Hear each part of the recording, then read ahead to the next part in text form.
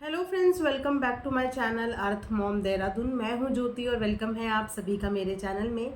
अगर आप इस चैनल में नए हैं तो प्लीज़ चैनल को सब्सक्राइब ज़रूर करना, और जिन्होंने ऑलरेडी चैनल को सब्सक्राइब किया हुआ है आप सभी लोगों का दिल से thank you so much.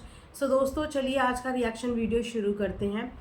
Basically कल की रात मैं जानती हूँ कि आप सबके लिए भी बहुत भारी थी, और मुझे भी कल रात सोते सोते बहुत ज़्यादा देर हो गई थी। और जब मुझे नींद नहीं आ रही थी तो मैंने आके एक वीडियो भी बनाया था, क्योंकि मेरे को भी अपने मन की बात थोड़ी सी हल्की करनी थी। उस समय पे मेरे मन में भी, दिल में भी बहुत सारे मिक्स्ड इमोशंस चल रहे थे। तो उन्हीं इमोशंस से रिलेटेड मैंने वीडियो भी बनाई देर रात को, और आप लोगों को सुबह मिल भी गई थी। आप लोगों ने उस वीडियो पे बहुत ज़्यादा प्यार भी दिया है, बहुत सारे दिल खोल के आप लोगों ने कमेंट्स भी करे हैं, और बहुत अच्छा लगा मुझे आप लोगों के कमेंट्स पढ़ के, क्योंकि सारे कमेंट्स बहुत ही समझदारी वाले कमेंट्स थे।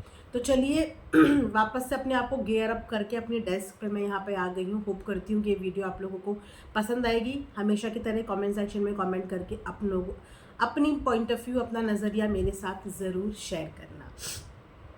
तो बेसिकली कल जो टॉपिक पे मुझे बात करनी थी वो है सचिन की बार बार नादानी।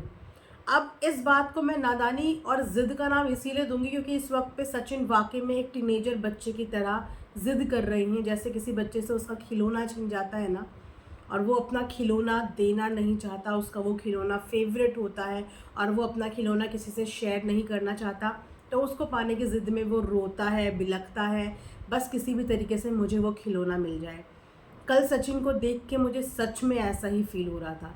मैं जानती हूँ कि काफ़ी लोगों को सचिन की इस एक्टिविटी पे उनसे नाराज़गी भी हो रही है, उस पर गुस्सा भी आ रहा है, लेकिन यकीन मानो ना तो मुझे उन पर गुस्सा आया, ना ही मुझे उनसे नाराज़गी हो रही थी। मुझे बस ये फील हो रहा था कि ये लड़का सही स्टेट ऑफ माइंड में नहीं है। अगर हम साइकोलॉजिकल किसी को समझने की कोशिश करें तो वाकई में वो अपने सही स्टेट ऑफ माइंड में नहीं है। तो हमारी बोली हुई डांट फटकार या हम उसे कुछ भी सुनाएं, उसको हार्डली वो चीज़ें मैटर करेंगी, क्योंकि इस समय पे उसका ध्यान, उसके इमोशंस कहीं और ही डाइवर्ट है। आज जाके अगर आप उसके पुराने व्लॉग्स उठा उठा के देखोगे ना, तो आपको उसके जो इमोशंस थे ना वो अपने आप नज़र आ जाएंगे कि किस कदर वो इंसान सामने वाले के लिए बिल्कुल सब कुछ छोड़ छाड़ के एक टांग पे खड़ा हुआ था।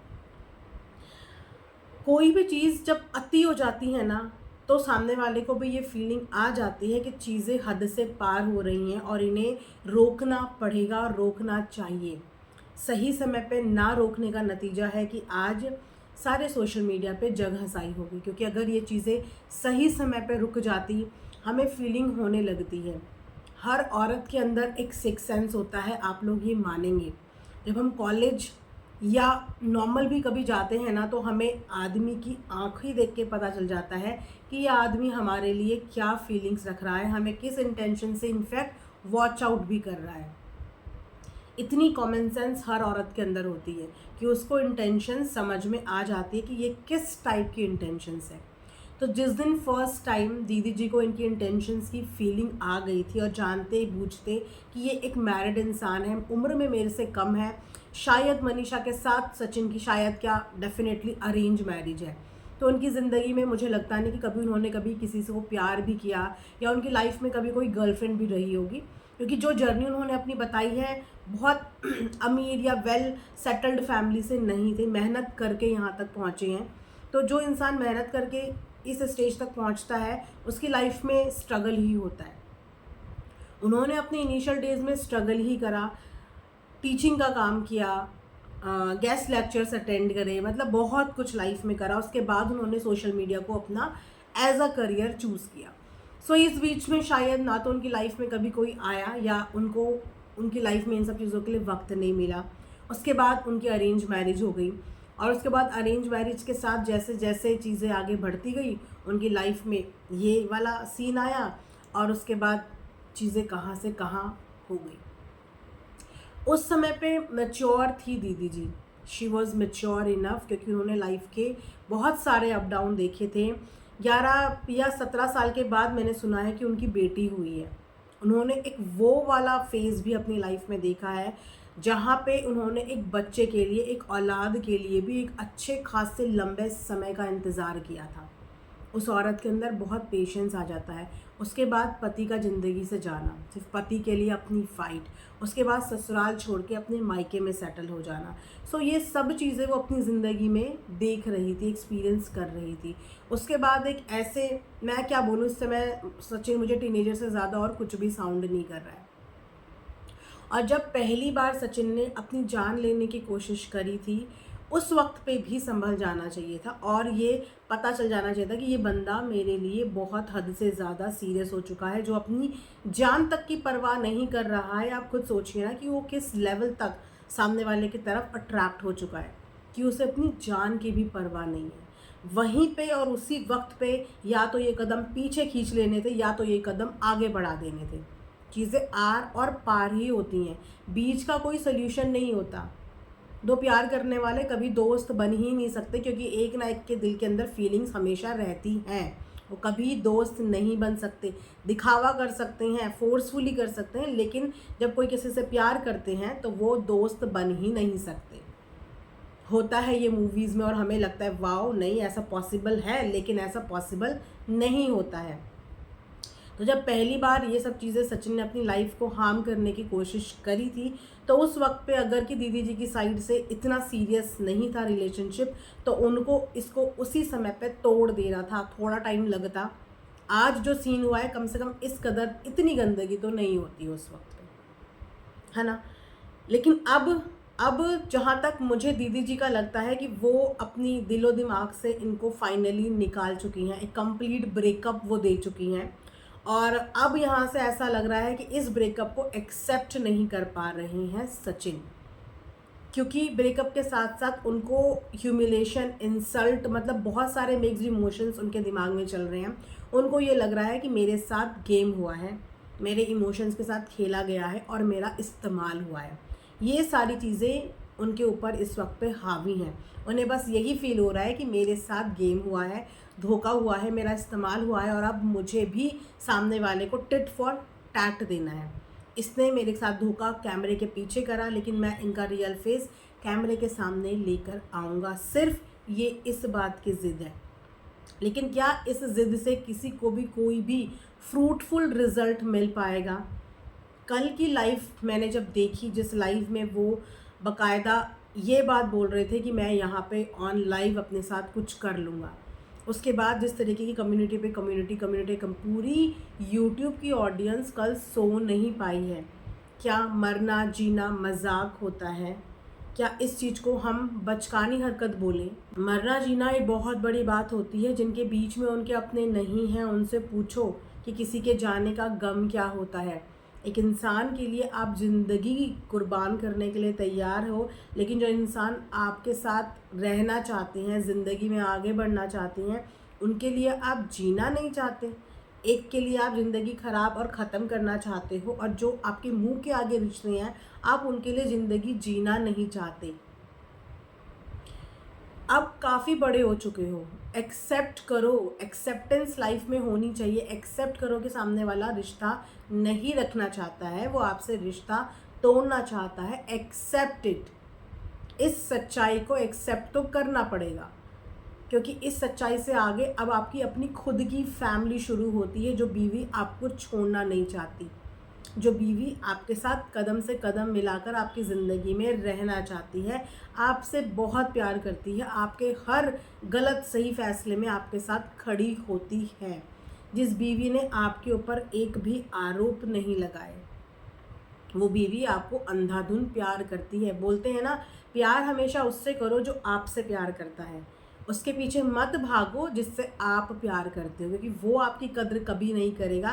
लेकिन जो आपसे प्यार करता है ना, वो आपकी कद्र ज़िंदगी भर करेगा, और वो है आपकी बीवी मनीषा, जो आपसे प्यार करती है और ज़िंदगी भर करेगी, जिसने हर वो मुमकिन कोशिश करी अपने पति को सही रास्ते पे लाने की, उसको सही दिशा दिखाने की, उसके साथ को किसी भी तरीके से अपना बनाने की। लेकिन शायद वो हर जगह पे हर बार फेल हो गई, क्योंकि प्यार इतना ज़्यादा हावी था, इतना ज़्यादा हावी था कि उसके अलावा आज भी कुछ नहीं नज़र आ रहा है। आज भी कुछ नहीं नज़र आ रहा है। कल की लाइव देख के मैं बहुत हैरान थी कि ये वही सचिन है जिस सचिन को हम इतने टाइम से देखते हुए आ रहे हैं। मतलब आपको समझदार इंसान माना जाता है। वन ऑफ द गुड और स्मार्ट कंटेंट क्रिएटर के लिस्ट में आप आते हो। जिस इंसान को कंटेंट बनाना आता है, जो सोशल मीडिया पे काम करना जानता है, सोशल मीडिया के इन एंड आउट्स जानता है, आप उनमें से एक हो। और आपने क्या पर्सनालिटी आज अपनी बना दी है कि लोग आपको मजनू का टैग दे रहे हैं। और ये पर्सनालिटी आपने अपनी खुद सोशल मीडिया पे बनाई है। हर रिश्ते हेल्दी तरीके से एंड भी होते हैं। जिस खूबसूरती से शुरू होते हैं ना, उतनी गंदगी से एंड करने की ज़रूरत नहीं होती। हेल्दी तरीके से भी चीज़ें एंड होती हैं।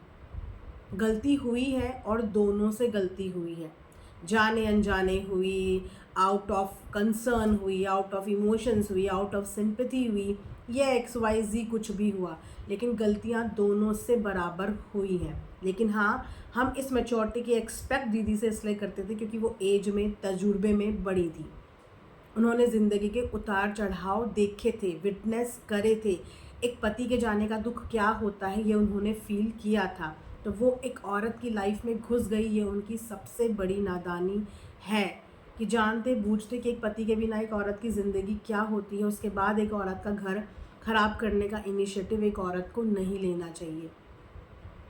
आदमी तो 100 जगह मुंह मारते हैं, ये कहावत आपने सुनी होगी, लेकिन जो औरतें इन चीज़ों को बढ़ावा देती हैं या अपना कदम आगे बढ़ा लेती हैं, उनको सोचना चाहिए।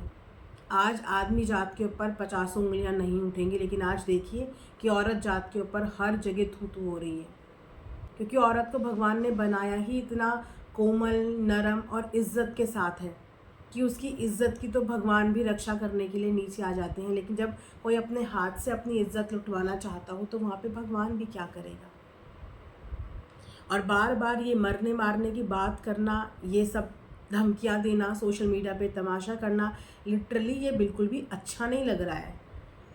सिर्फ एक इंसान के लिए सोचो कि सचिन कितने सारे दिल आप दुखा रहे हैं, कितने सारे दिल, कितनी मोहब्बत आपको इस प्लेटफॉर्म ने दी है, कितनी लोग आपसे मिलना चाहते हैं, आपसे बात करना चाहते हैं, आपके लिए रो रहे हैं, आपके लिए कंसर्न हो रहे हैं, आपके लिए रात रात भर जगे हैं। इतना प्यार सिर्फ एक इंसान पे हावी हो रहा है। एक इंसान इतने सारे प्यार पे हावी हो रहा है। क्या एक बार आपको अपनी माँ की शक्ल नज़र नहीं आती? क्या एक बार आपको अपनी बीवी की शक्ल नज़र नहीं आती? क्या एक बार अपनी बहन की शक्ल नज़र नहीं आती? अपने घर के छोटे बच्चे नज़र नहीं आते? अपने उस बाप की शक्ल नज़र नहीं आती? कितने ज़्यादा परेशान आपका पूरा परिवार इस वक्त आपके लिए है, और उसके बाद आप बार बार मरने की बात कर रहे हो। दिल दहल जाता है। आपके लिए बोलना बहुत आसान था, लेकिन जैसे ही आपने अपने मुंह से ये स्टेटमेंट बोली ना, उन तमाम ऑडियंस से पूछो कि हमारे दिल पे उस समय पे क्या बीती। एक पल के लिए ऐसा लगा कि नादानी में अगर इसने कुछ कर लिया तो क्या होगा। हम इस इंसिडेंट को अपनी ज़िंदगी से कभी भूल नहीं पाएंगे। ये एक नाइटमेयर की तरह हमारे साथ ज़िंदगी भर रहेगा।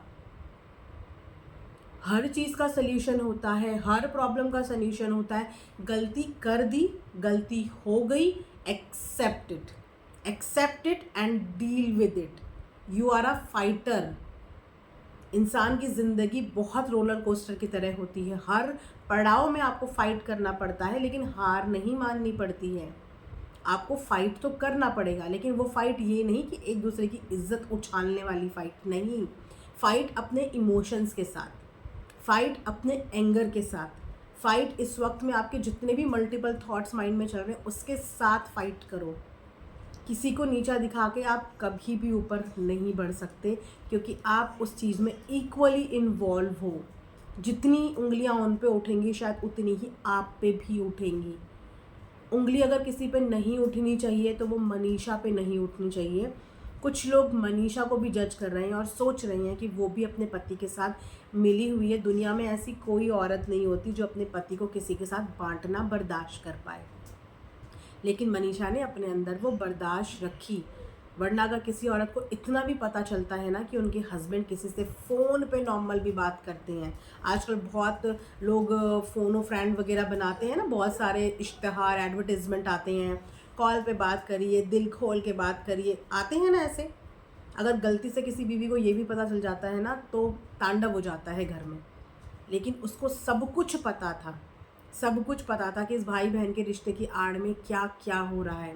कितनी पार्टीज़ में मनीषा को जाना इग्नोर किया गया, कितनी जगह पे मनीषा साथ में नहीं दिखी, कितनी जगह पे ये लोग अकेले पार्टी अटेंड करने के लिए जाते थे।